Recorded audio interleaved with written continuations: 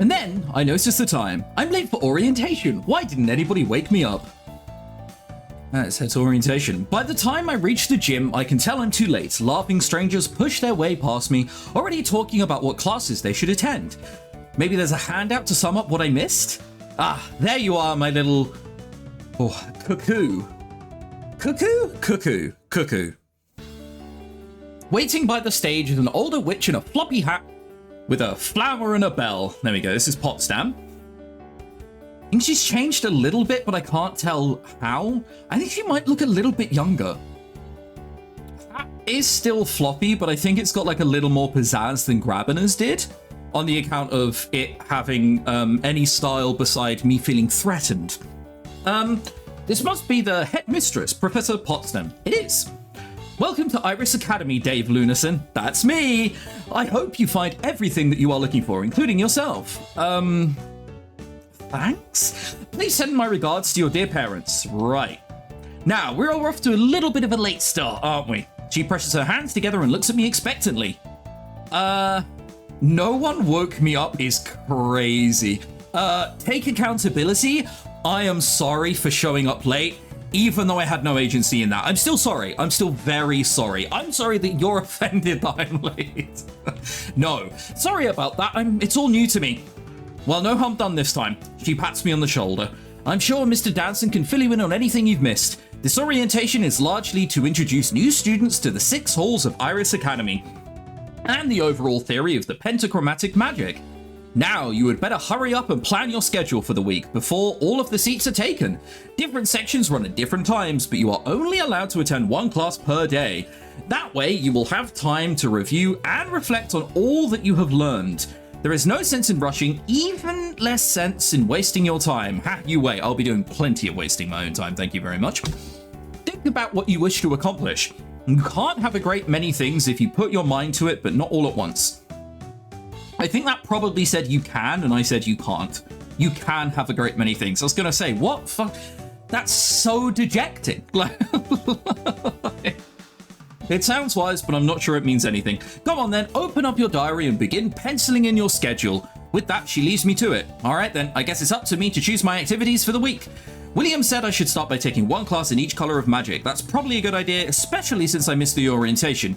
Right now, I don't really know which color is which.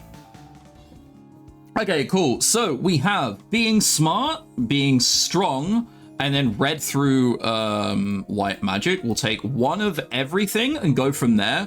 So we're not...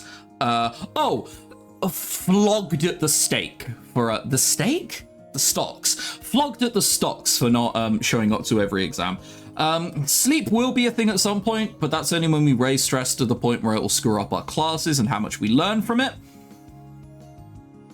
I don't know how much I'll be going to the gym or how much I'll be studying, really.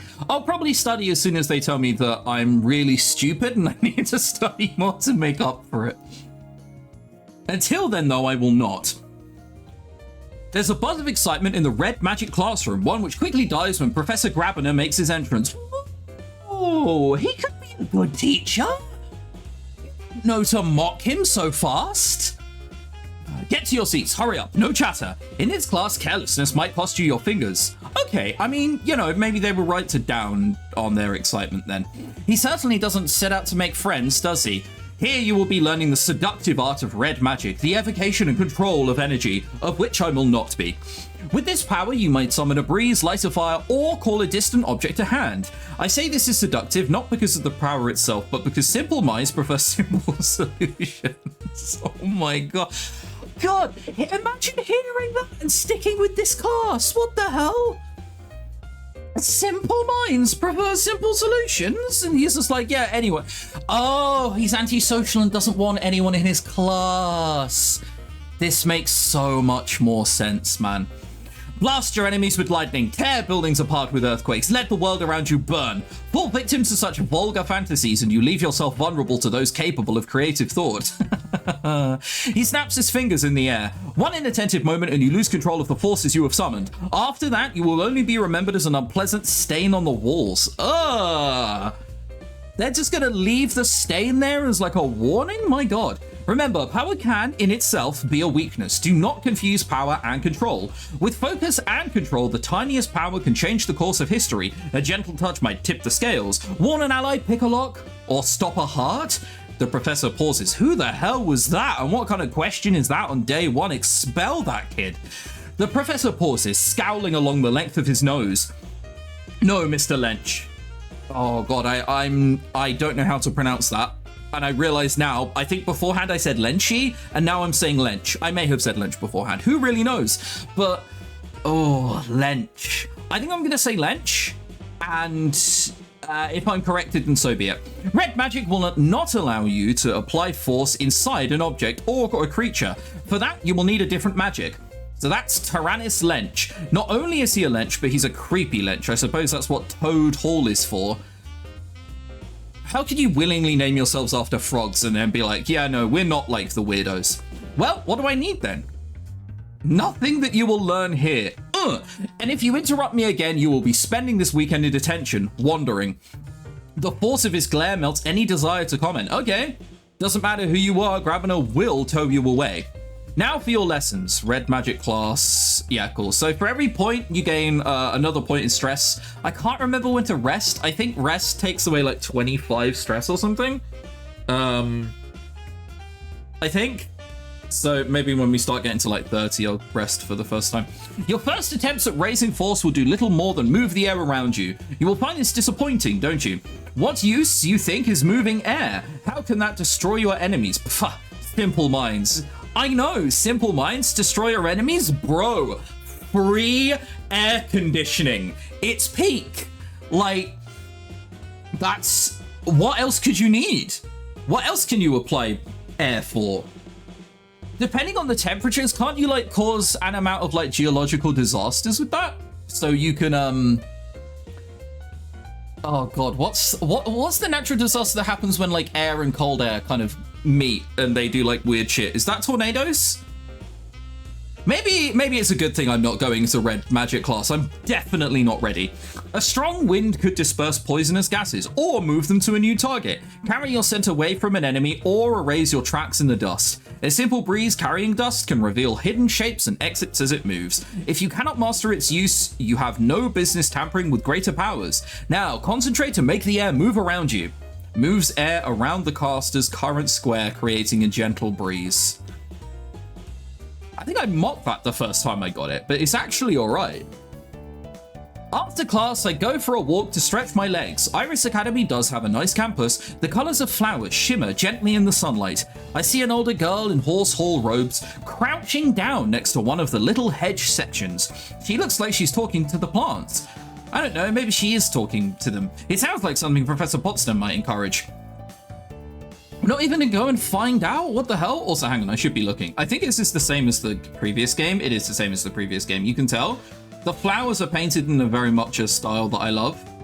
Where, like, it's, no, I'd say this is like smudged almost, but it's like not in any way. A garden and winding paths, 2 benches that nobody is sitting on, feels bad. Paths leading away from the main quad into more secluded areas. There are nice benches here in the shade of trees. Are they in the shade? I guess depending on where the sun is. A nice place to sit and think while getting some fresh air. Beyond the trees, I can see some open grassy areas. People can play football out there, or at least throw a frisbee. We will not be playing football. As I'm walking around, something falls past my face. Not close enough to hit me, but what was that? I look down, there's a single shoe lying on the ground. Did someone throw it at me? I look up, brother. I open my head, a pair of black stocking-clad legs are wrapped around a tree branch. Only one foot still has its shoe, and above those legs is a girl in Snake Hall robes.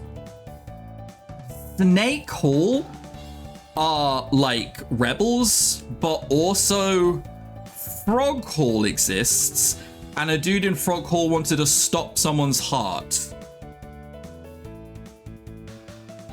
Okay. Hello there. I don't know, she kind of looks like a rebel miscreant type. I'm kind of down. I always have to have, every time you meet anyone, oh god, I've not done this for years. So like I have played visual novels since, you know, the whole, 8-year hiatus.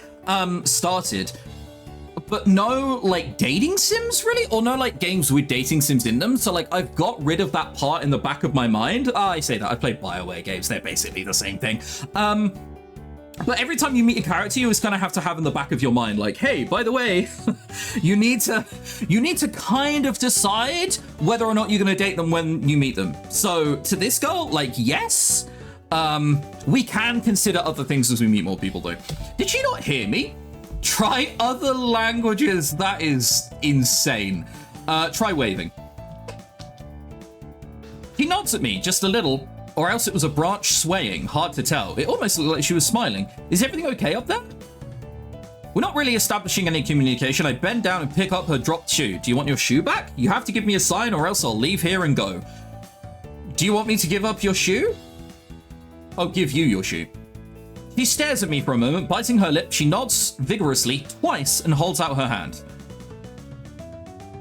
Climbing the tree is like actual psychopath behavior. That said, I'm gonna pick it. There is no like normal human being who wouldn't just be like, what? Like, I'll be right up. I wrap my legs around the trunk and begin to climb. I've been doing this since I was a kid. It's easy. I'm a pretty good judge of trees, and because of that, I don't think climbing out onto the same branch she's sitting on is a great idea. Instead, I get up to her level and hold out my hand with the shoe in it. Man, like, we're either supremely confident, have no social skills, or really, really undervalue how good we must be at throwing. Imagine if the reason we did this is because we don't believe we can throw up the shoe high enough. It's a really good thing I have no intention of getting into football, my god. After a moment, she scoots closer and snags the shoe from my grip. She still doesn't say anything or make any move to put her shoe on, so I shrug and climb back down. No point in harassing her if she wants to be left alone. Thanks. Oh, she even blushed a little bit. She speaks so quietly I almost didn't hear it, so she can talk after all. So I'll see you around sometime. Good Dave Lunason. If you mock her for not having said anything until now, it will just reinforce her habits to never say anything to you ever again. So I'll see you around sometime is the good thing, even if she's probably just going to ignore us or nod. He looks at me, then shrugs with one shoulder, the key on her ear swaying. Wait, why did you have a key on her ear? That's weird. Is the key to her heart through her ear? I'm good on that one, actually. Okay then, snake girls are weird. I mean, you don't need to just say that. That feels like insanely judgy. Students assemble for blue magic gossip amongst themselves about what they might do with the power of illusion. One falcon boy, his face and hair decorated with glitter, is gesturing so wildly that at first no one sees the door open. Mill about all you like, it's about time it's your own time you're wasting. I have no objections to failing the lot of you at the next exam. Hush, you weren't even here. What, we're supposed to just sit here in silence? What the hell? A flurry of robes, the students scramble for seats. Okay, I mean, not being in seats is kind of crazy.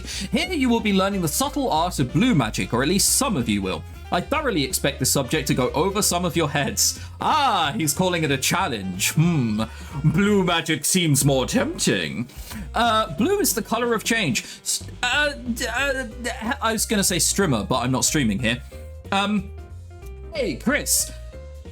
Smooth, Chris. Jesus. Hey, Chris. Didn't you just say that you liked someone for being a rebel, but also said that miscreants are kind of bad? Why are you now taking someone saying not to do something as an invitation to then go and do something? I don't know. I'm a complex and deep individual, okay? I'm not simple, I promise. I promise.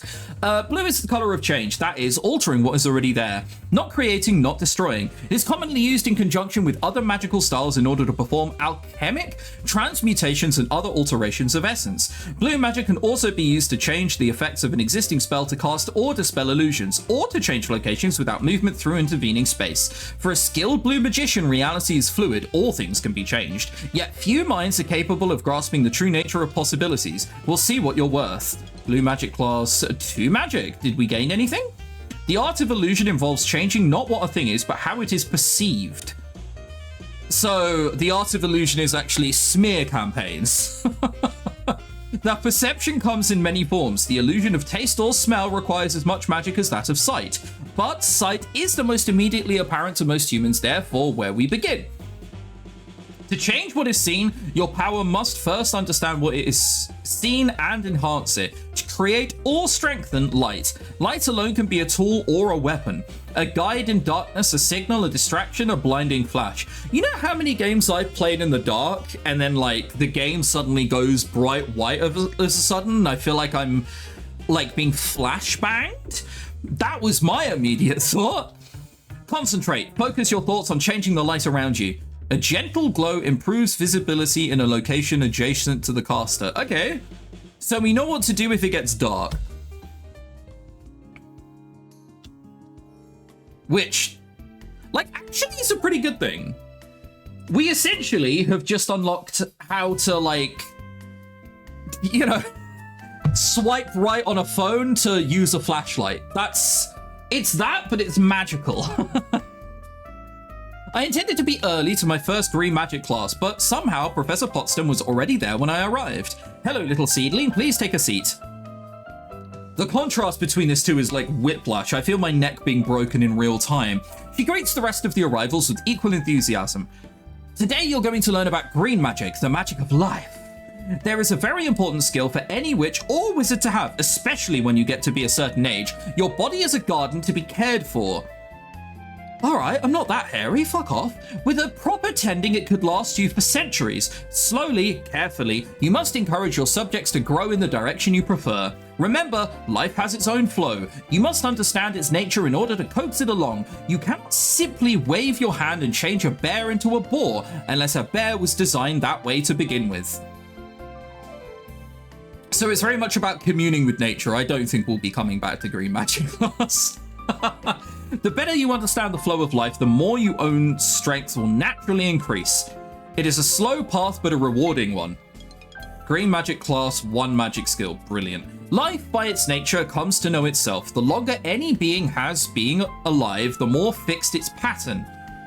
The more set in your ways you become as the years go by. I understand what you're saying. Your own bodies can tell you what they need when they hunger, when they feel pain, or pleasure when something is out of balance. I mean, my body is telling me that right now. It's telling me, Chris, why did you start recording before having eaten? 2 p.m., what's wrong with you? The first building block of green magic is learning to listen to life, to hear its song and see the shape of it. When your fingers can pick out that pattern, you will find the strands that are missing or damaged. This spell allows you to judge your life's strengths and its weakness. After all, you'll need to know where the damage lies before you can heal it. Determines the current state of a health of living target and locates ailments and injuries. Okay, so for those who know Final Fantasy games, this is essentially, I was going to say a Suna, it's not a Suna. It's, oh no, it depends on the game. Pretend I never said anything. I know Final Fantasy, I promise. What? I will almost... Libra! Libra is the word I was looking for. Okay, cool. He's back to being a Final Fantasy fan again. Thank God for that. When I arrive at the classroom for black magic, we're all going to move on, by the way, I noticed that a lot of students look pretty nervous. The rest look almost too excited. Everyone catches their breath as Professor Potsdam enters the room. Hello, my little lapidaries? What the... Have I just been insulted, or have I been, like...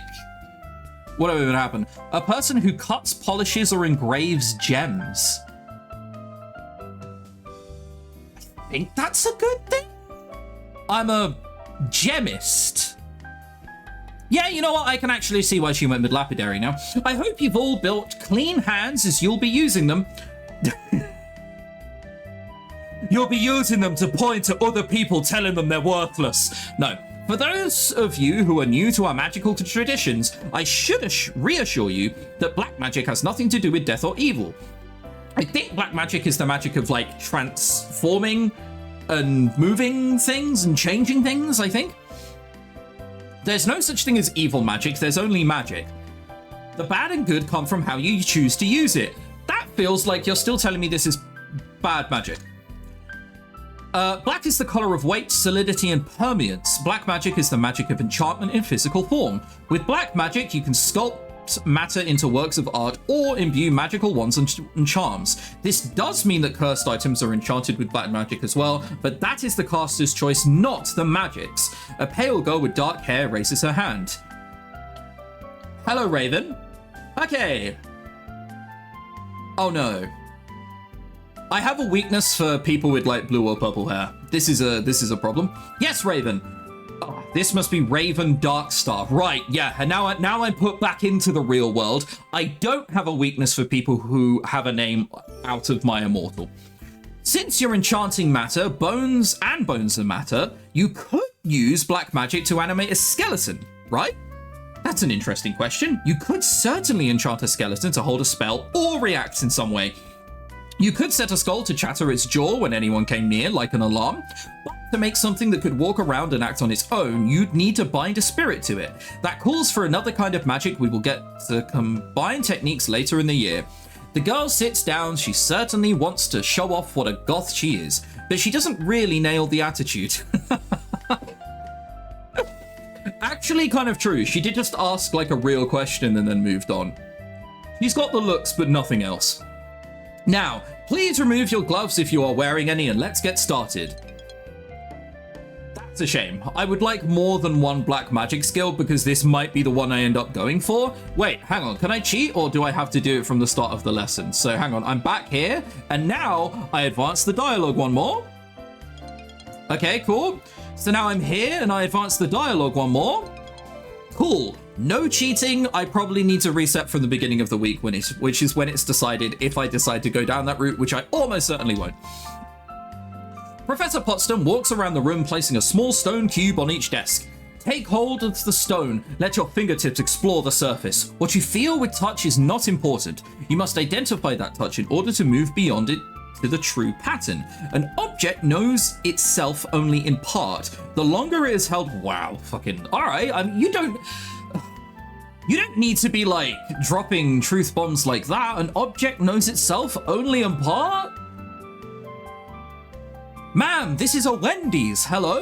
The longer it has held a form, the more that form is fixed within it. Let your mind go inside the object and feel its pattern, both where it is strong and where it is weak. When you understand the whole of the pattern, you will know any secrets hidden within. There's a little bead of gold at the center of this cube. Detects weak points and hidden details within one target object. The first one, not that excited about it, probably never going to be able to really take advantage of that. Hidden details within one target object, we can look at a wall and see if there's like a loose stone and be like, boink, and then suddenly open something somewhere else maybe. I intend to be early to my first white magic class, but when several minutes pass with no sign of teacher, I wonder if I overdid it. The other students are starting to become restless when Professor Potsdam finally appears. Good morning, Starshines. That isn't a word. You can't convince me otherwise, goddammit. You'll need to sit down before we can start, but take your time, relax, get comfortable. That's very important when working with this particular style of magic. Taking her at her word, I yawn and stretch before I settle into my seat. To some people, white is the absence of color, a blank canvas. I mean, like, maybe, but white does a lot more than that. It feels narrow-minded to just say that it is the absence of color. In the non-magical world, white is a complete spectrum, all colors combined into one. To different eyes, white magic is both everything and nothing. White magic is the tool we use to access the spiritual realm. Ghosts, dreams, creatures from other planes, the thoughts and feelings of those around you. White magic will open these doors and allow you to communicate with all that is normally hidden. Okay.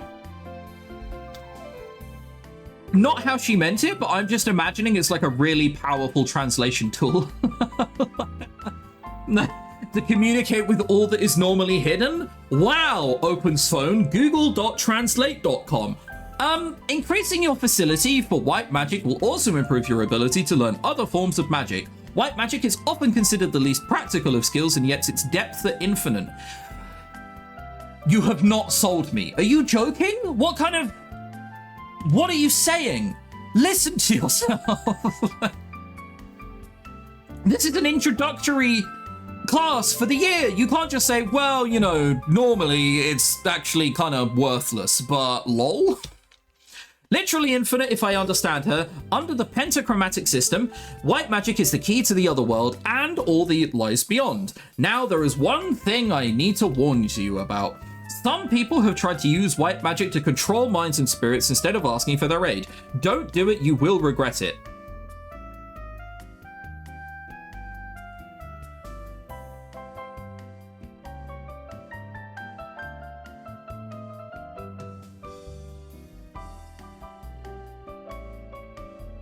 tempting. Very, very tempting. Now, shall we get on with the lesson? If she really wants to discourage people, why did she mention it at all? Anyone wild seed wouldn't know what's possible, and anyone wizard-born ought to know better. Maybe she's just a bit absent-minded and doesn't realize that her warning might have the opposite effect. Anyway, I better pay attention to the lecture now. What do we learn? The world that you see around you with mortal eyes is only a tiny sliver of the infinite realms that exist beyond. Many are far from your reach, but others brush up against the edges of this world. They can see you, and with the right eyes, you can see them. Opening yourself will allow you to detect minds and spirits near you, but it will also make you more visible to them.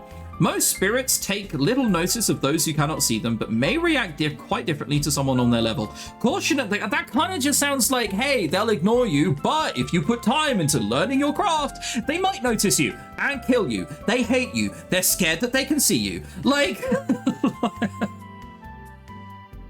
that feels really bad. Caution and good manners are important skills to develop in the study of white magic. Detects nearby sentience, including ghosts and creatures of the other world. Okay, it kind of feels like I want to go both black and white. Call me a, no, all right. Some things are best not left being said out loud. Call me yin and yang, the way I'm black and white. I'm relaxing on my room after a day of class. I was gonna make a Wiz Khalifa reference, but like black and yellow, how'd you make white yellow? You can't. It was a terrible joke, but I feel I need to explain it. What are we doing? Right, that was it, a Let's Play video on YouTube. I'm relaxing in my room after a day of classes when I hear raised voices in the hallway outside. But it turns out I was right. What can I say? I'm an overachiever. This is not funny. Hey, it's no big deal. All I did was use a little magic to blow confetti into her hair. The confetti was on fire. Okay, I mean, that feels quite bad. That's what the water balloon was for. Okay. Seems a bit evil. I don't know in what world I could possibly side with Donald here. Anyway, you hate Angela. That's not the point. She notices me standing at the entrance to my room. Dave, right? What do you think about a guy who goes around setting girls' hair on fire? That's not what happened. Man, it sounds really dangerous. It sounds obscenely dangerous. If they're all like me, they don't even know magic. They can't just like cast, you know, sparkling aqua and then like put the fire out. That sounds dangerous as hell. Get out of here. A scalp burn could be pretty nasty. I wasn't even thinking about that. I was just thinking about cosmetically someone's appearance. Exactly. Look, I tested it on Luke first, okay? It's flash paper. It goes out in a second. Even without the water, it wasn't dangerous. They don't know that. They just see confetti that's on fire, bro. And Angela's a senior. If anything had gone wrong, she could heal it without even blinking. Double backup plan. Insane. If you're so clever, how come you got caught? What good is a prank without an audience? Oh god, he's a moron. Now you're stuck in detention with Grabby tomorrow, so I won't have to see you all day. Ugh. She throws up her hands and walks away. Sorry about Urchin. She's annoying, she's spirited. It's crazy to say that she's annoying that quickly. We'll go she's spirited. Your sister's feisty. You're welcome to her. Don't think I've ever seen her interested in a guy or anyone, really. So you've got your work cut out for you. She's your sister. She's your sister. What? Well, good luck to her. She's not really been interested in anyone else, so, you know, if you do want to do things to her and with her, then you've got your work cut out for you. Put this man in an asylum. All right, not what I meant, whatever. Who's Angela anyway? So she's a senior at Butterfly Hall. Short red hair, kind of a prissy princess. You'd know her if you met her. And why did you try and set her hair on fire? If you'd met her, you'd know that too. Besides, it was only a little fire. So now Grabs will make me scrape up chewing gum with my toenails or something like that. I hear he's got a nasty imagination. He's probably going to bore you to death. He's not so bad if you don't piss him off. Well, yeah, that's not going to happen. Besides, I need a windmill to tilt at. What? You Don Quixote posting? What do you mean? A what? A big monster? An illusion? A tilting windmill is a monster?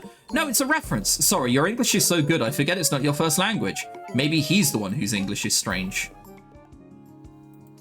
A windmill to tilt at. Tilting at windmills is an idiom for attacking imaginary enemies, fighting futile battles, or pursuing impossible... Oh, it is Don Quixote.